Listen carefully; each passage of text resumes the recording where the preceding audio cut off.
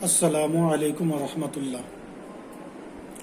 اب اس کلپ میں آپ کو یہ بتانے جا رہا ہوں کہ جس طرح میں نے نکاح اور کھانے پینے کی مثال دی کہ اس میں ایک ہی چیز میں حرام بھی ہے اور حلال بھی ہے، مگر دونوں کا دائرہ متعین ہے اور اس کی کیفیت اور انداز متعین ہے۔ اسی طرح بیع و شراء یہ جائز ہے۔ بیع و شراء جائز ہونے میں ایک حکمت تو یہ ہے کہ کسی بھی آدمی کے پاس ہر طرح کا سامان نہیں ہوتا ہے، جبکہ زندگی گزارنے میں مختلف ساز و سامان کی ضرورت پڑتی ہے، مختلف انواع و اقسام کے سامان کی ضرورت پڑتی ہے، مگر ہر آدمی ہر طرح کے سامان کا مالک ہو جائے ایسا نہیں ہوتا ہے، بلکہ اس کی مثال نادراً ہی کہیں مل سکتی ہو کہ وہ اپنی ضرورت کی ساری چیزوں کا مالک ہو اور سب کو اپنے پاس جمع رکھے ہوں۔ مثلاً ایک آدمی کے پاس کپڑا ہے، پہننے کے لیے کپڑا ہے، جاڑے میں جاڑا سے بچنے کے لیے، ٹھنڈک سے بچنے کے لیے اور گرمی میں حرارت سے بچنے کے لیے کپڑے ہیں، مگر ان کے پاس کھانے پینے کا سامان نہیں ہے، وہ کھیتی باڑی نہیں کرتے ہیں اور نہ ان کے پاس باغ ہے اور نہ کوئی ایسی چیز ہے جس کے ذریعے وہ کھانے پینے کا سامان مہیا کر سکے، انتظام کر سکے، تو ایسی صورت میں وہ اس کی زندگی کا پہیہ کیسے چلے گا اور وہ زندگی کیسے گزارے گا؟ تو شریعت اسلامیہ نے طریقہ بتایا کہ ان کے پاس جو کپڑے ہیں ان میں زائد کپڑے، ضرورت بھر کپڑے رکھ کر کے ایک کپڑا دے اس آدمی کو جس آدمی کے پاس کھانے پینے کا سامان ہے، اور یہ طریقہ اپنائے کہ میں نے ایک کپڑا آپ کو دیا 1 کلو یا 10 کلو گیہوں کے بدلے یا چاول کے بدلے یا 5 پیس روٹی کے بدلے،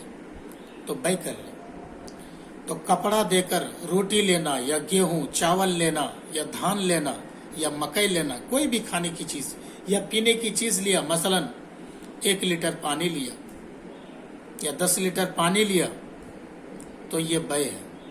یہ بیع و شراء کرنے سے کیا ضرورت پوری ہو گئی؟ اس آدمی کے پاس جو کپڑے تھے مگر کھانے پینے کے سامان مہیا نہ تھا،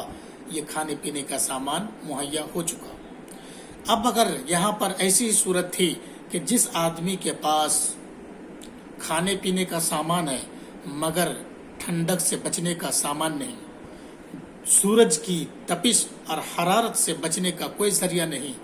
تو اس ایک عقد سے، ایک مرتبہ بیع و شراء کر لینے سے دونوں آدمی کے لیے آسانی پیدا ہو گئی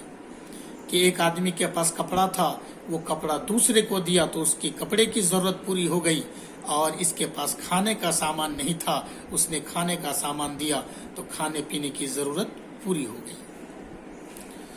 تو بیع و شراء کا ایک مقصد یہ ہے کہ تبادلہ مال کرنے سے مختلف لوگوں کی مختلف ضروریات کی تکمیل بآسانی ہوتی ہے،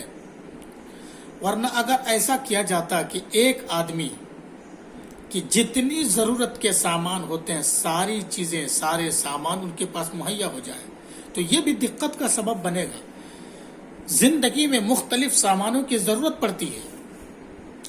اور کبھی زیادہ مقدار میں کبھی کم مقدار میں۔ اگر ان سارے سامانوں کا انتظام وہ اپنے پاس رکھے، آپ سوچ سکتے ہیں کہ اس کے لیے کتنی جگہ چاہیے، کتنا بڑا پلاٹ چاہیے، ایک بڑی زمین چاہیے جس میں وہ ایک زمین کے ایک خاص حصے میں کپڑے رکھیں، دوسرے حصے میں اناج رکھیں، تیسرے حصے میں وہ خود رہیں، اور کسی میں پینے کے سامان رکھے، کسی میں خوشبو رکھے، کسی میں کچھ رکھے۔ اس طرح سے ان کے لیے تو ایک آدمی کی زندگی کے لیے زمین کا ایک بڑا حصہ چاہیے، تو ایک خود مشکل مسئلہ ہوگا۔ اور پھر یہ کہ اگر یہ انتظام ہو بھی جائے تو وہ کس لحاظ سے وہ کھانے پینے کا سامان رکھے گا، کتنی مقدار میں جمع رکھے گا، کیونکہ اسے یہ نہیں معلوم کہ وہ کتنا دن اس دار فانی میں رہے گا، اس کی عمر کیا ہوگی، کب تک جیے گا، کب مرے گا، یہ نہیں معلوم، اور جب نہیں معلوم ہے تو کس اندازے کے مطابق وہ سامان رکھے گا۔ اگر انہوں نے 50 سال کا ایک آئیڈیا لے کر سب سامان خرید کر رکھ لیا، تو ایسا بھی ہو سکتا ہے 50 سال کے لیے گیہوں رکھ لیا، گیہوں خراب ہو جائے گا، دھان رکھ لیا، دھان خراب ہو جائے گا،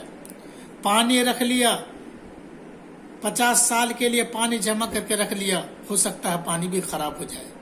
ایک محدود جگہ میں پیک ہونے سے سامان خراب ہوتا ہے، اس کا زیادہ امکان ہے، تو یہ پریشانی ہوگی۔ اور اگر سامان ٹرن اوور ہوتے رہے، آمد و رفت ہوتی رہے سامان کی، تو اس کی حفاظت ہوتی ہے۔ جو ساری چیز مارکیٹ میں نہیں چلتی ہے اس میں زنگ آ جاتا ہے۔ تو یہ ساری حکمتیں ہیں کہ اللہ تعالیٰ نے ہر چیز کو، ہر آدمی کو کچھ چیزوں کا مالک بنایا تو کچھ چیزوں کا مالک نہیں بنایا، کچھ چیزوں کا اس کے پاس انتظام رکھا تو دوسری چیزوں کا انتظام نہیں رکھا۔ اور یہ ٹرن اوور، آمد و رفت اور سامان کی حفاظت، یہ کس سے ہوگی؟ بیع و شراء سے ہوگی۔ اس لیے بیع و شراء کو حلال ٹھہرایا۔ بسم اللہ الرحمن الرحیم۔ وَأَحَلَّ اللَّهُ الْبَيْعَ، اللہ تبارک و تعالی نے بیع و شراء کو، خرید و فروخت کو، تجارت کو اللہ تعالی نے حلال اور جائز ٹھہرایا، تاکہ زندگی کی یہ ضروریات اور یہ مقصد پورے ہو جائیں۔ اب زندگی کے اس حکمت کو حاصل کرنے اور اس فائدے کو حاصل کرنے کے لیے اگر آدمی یہ سوچے کہ اور بھی مزید فائدہ کمائیں، زیادہ مال حاصل کریں، ذخیرہ اندوزی کریں، تو یہ مال میں زیادہ فائدہ لینا یہ کہاں تک صحیح ہوگا؟ یہ فائدہ کمانا، مقصد حاصل کرنا جائز تو ہے، مگر کس مقدار میں؟ کیا یہ بغیر کسی حد بندی کے جائز ہے کہ ایک آدمی 100 روپیہ دے کر کے ایک مہینے کے بعد 110 روپیے لے لے، 10 روپیے کا فائدہ کما لے؟ یہ جائز ہے؟ زید نے بکر کو 1 کنٹل گیہوں دیا، 6 مہینے کے بعد 2 کنٹل گیہوں بدلے میں لیا، کیا یہ جائز ہے؟ ایک آدمی نے 10 روپیے کا سامان دیا ادھار اور بدلے میں 1 مہینے کے بعد 1000 لیا، کیا یہ جائز ہے؟ 10 روپیہ دے کر 1,00,000 روپیہ لے رہا، یہ جائز ہے؟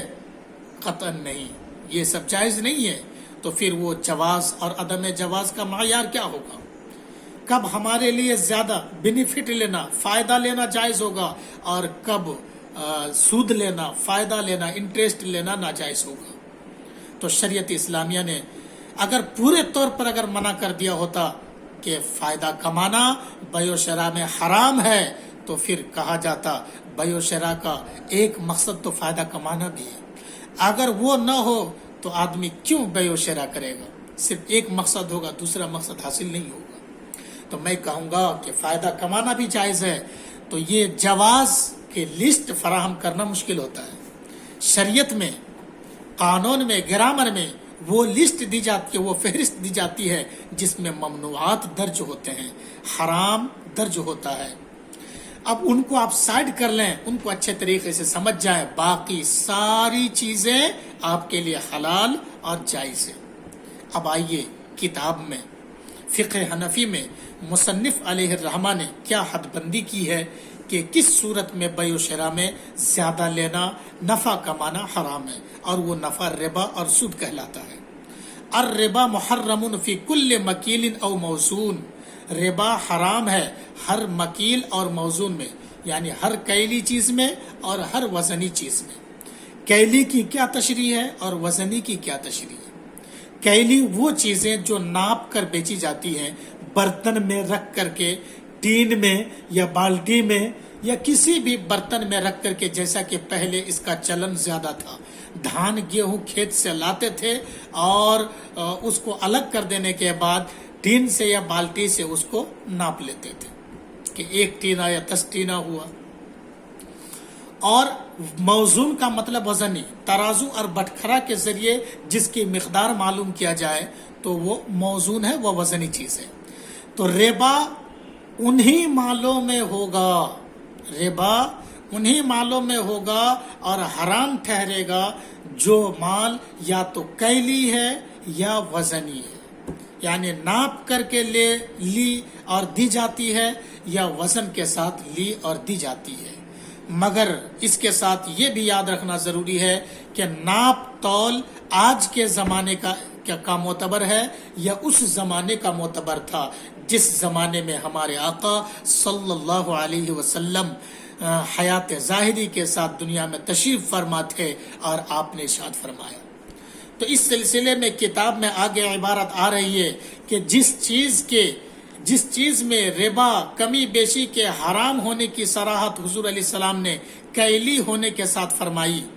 تو وہ ہمیشہ کے لیے کیلی ہے، یعنی وہ ناپ کر دی اور لی جانے والی چیز ہے۔ اور جس چیز میں کمی بیشی کو حرام فرمایا وزنی ہونے کے ساتھ، اور وہ چیز اس وقت وزنی تھی تو وہ قیامت تک ہمیشہ کے لیے وہ وزنی ہے، اگرچہ لوگوں نے اپنے اپنے دور میں اس کا انداز بدل دیا ہو، جو کیلی تھی اس کو وزنی کر دیا، جو وزنی تھی اس کو کیلی کر دیا، تو بعد میں اختلاف عرف سے یہ مسئلہ نہیں بدلے گا، اس لیے کہ حضور علیہ الصلوۃ والسلام نے کیلی اور وزنی ہونے کی صراحت کر دی ہے، لہذا جس کی صراحت کیلی اور وزنی ہونے کی آ گئی حدیث مبارک میں، احادیث مبارکہ میں، تو اس میں ربا حرام ہونے کی وہی صورت ہوگی کہ وہ کیلی ہے اور وزنی ہے۔ لہذا ہاں کچھ چیزیں ایسی ہوتی ہیں کہ جن کی صراحت نہیں ہے کہ یہ چیزیں کیلی ہیں یا وزنی ہے، تو زمانے کا اعتبار ہے اور لوگوں کے عرف اور تعامل کا اعتبار ہے کہ اگر وہ چیزیں جس زمانے میں وزنی ہو تو وزنی ہونے کے ساتھ اس میں ربا حرام ہے، اور کیلی ہے تو کیلی ہونے کے ساتھ ربا حرام ہے۔ اس کی تفصیل اگلے کلپ میں انشاءاللہ آئے گی۔